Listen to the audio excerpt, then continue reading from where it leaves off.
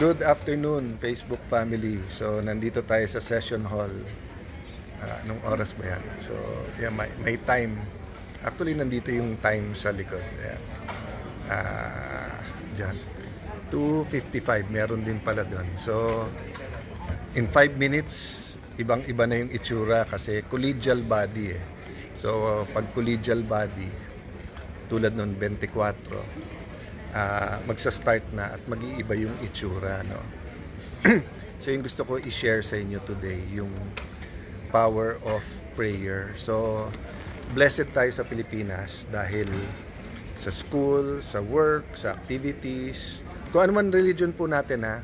Of course, I'm primarily addressing myself to fellow Christians. Having said that, when I talk about prayer, when I talk about how blessed we are to have a free country, I'm talking about everyone, ha. So whether kayo po ay Muslim, kayo po ay kapatid sa Iglesia ni Cristo, kayo po ay Katoliko, Evangelical, no? Ang point ko lang po, sometimes kasi nagiging parang ceremonial yung prayer. And yung gusto kong bigyan diin na yung power to move mountains by faith in prayer.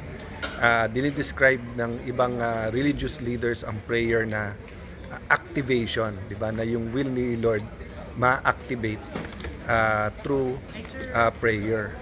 So parating na yung iba, and every day po before we start the session, we start with prayer. So kasama din po sa prayer yung alam yung kalooban ng Diyos, kasi sabi nga nung isang narinig ko na natawa talaga ako, yung pinagpre-pray niya na sana magkatuluyan sila ng soulmate niya. Tapos nung tinanong siya, ano ba problema at hindi kayo magkatuluyan ng soulmate mo? Kasi mahigpit daw asawa niya.